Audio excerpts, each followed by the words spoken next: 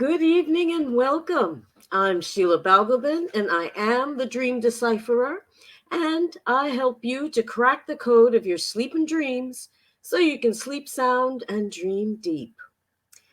This evening, I'm taking a look at how lockdown has can have may have had an impact on your not only your waistline, but also so your sleep patterns, but how that can relate to diabetes.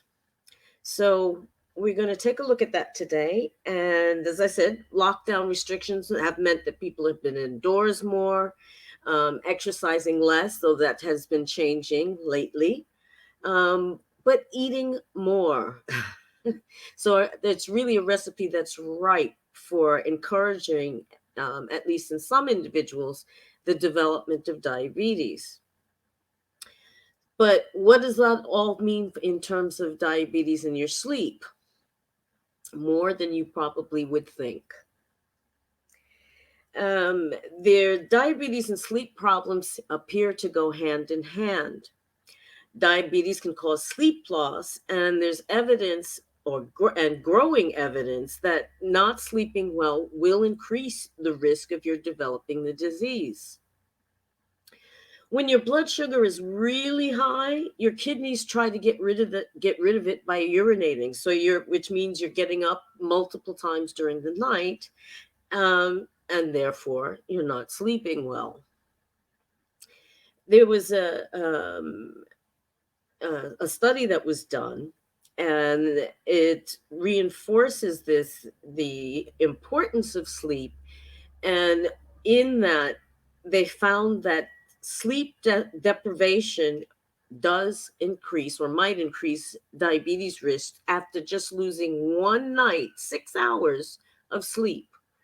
So, sleep and diabetes are very closely connected. Some statistics for you.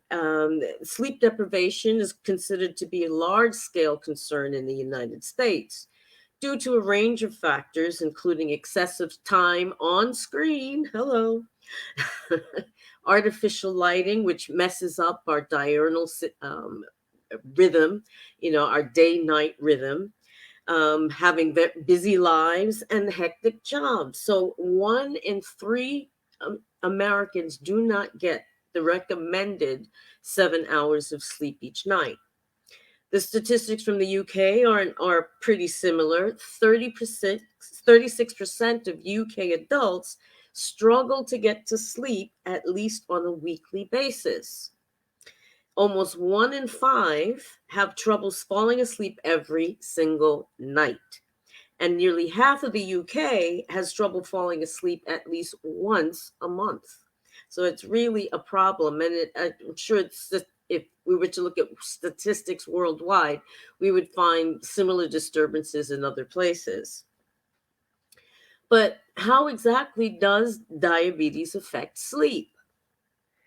When the person is experiencing high blood sugar or hyperglycemia, or the other end of the spectrum, which is low blood sugar or hypoglycemia, having the symptoms during the night can lead to insomnia and next day fatigue. And as with many chronic conditions, the feelings of depression or stress around the whole issue may also keep you awake at night. When the blood sugar levels are high, the kidneys are overcompensating by causing you to urinate more often. And of course, these frequent trips to the toilet during the night is going to lead to disrupted sleep. High blood sugar can also cause things like headache, increased thirst, and tiredness, which can also interfere with falling asleep. On the other hand, going too many hours without eating or taking the wrong balance of medication can also lead to hypoglycemia or low blood sugar levels at night, and that can cause nightmares, cause you to break out into a cold sweat, become irritated or confused upon waking up because there's not enough sugar to basically to drive you to alert, get the brain moving.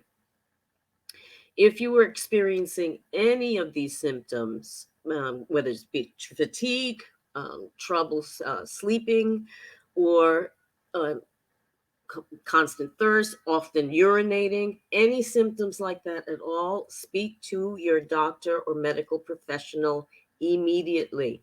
Oh my goodness. It's a hay fever. It's got my nose twitching, literally. Um, it may not actually be diabetes. It could be other things could cause symptoms like this. But if you're seeing several of these symptoms, get to a doctor or health professional immediately. Diabetes is treatable, but you must treat it as soon as possible because it literally eats away at the body. And I had that experience with my own mother. Diabetes that, just literally just exhausted everything. So check that out if that's an issue.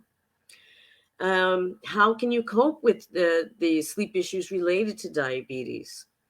Well, the first thing is to keep a close eye on your blood sugar levels. And careful management of blood sugar levels can help improve your sleep actually for people who have type 2 diabetes where you have to take insulin.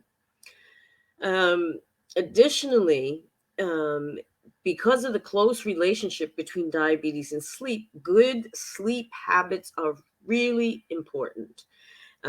These include both daytime and nighttime sleep habits, such as, for example, which everybody should be doing anyway, exercise regularly, at least 30 minutes of moderate workouts about 5 days a week. It could be walking, it could be gardening, it could be my love, dancing, whatever it is. But things to get your heart rate up and to burn calories because the accumulated fat around the organs is a recipe for helping diabetes to develop. Watching what you eat.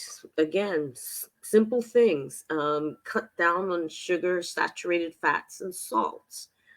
Um, Eat lots of vegetables. I mean, it's really simple stuff, especially leafy green vegetables and whole grains. Try to stay away from, you know, white bread, things made with white flour. Try to use whole grains wherever possible.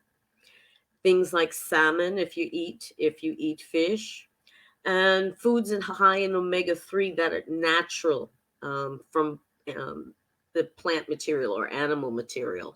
So just having a good balanced diet and maybe, meet some new friends now that we're able to get out more. Check out some cooking classes. I mean, being eating healthy doesn't mean it has to be boring. I've been was vegetarian, strict vegetarian for many years, and during my first marriage, all my carnivore in-laws loved our food, absolutely loved it, and would have seconds and thirds. So it doesn't need to be boring. Um, but learning how to the basics first, and then extrapolating from there is really can be a lot of fun, and it's something you can do with your kids too as an activity. So double win. Anyway, the most important thing to remember is this: if you have any kind of symptoms whatsoever, and there are other things to look for, perhaps wounds that don't heal, particularly on your legs, um, go to your doctor or speak to a nurse, but speak to some health professional and have it looked at. Make sure that your blood sugar levels are within normal range. Thanks so much for watching and listening. Have a great evening and start to the week. And I'll see you again soon. Take care. Bye bye.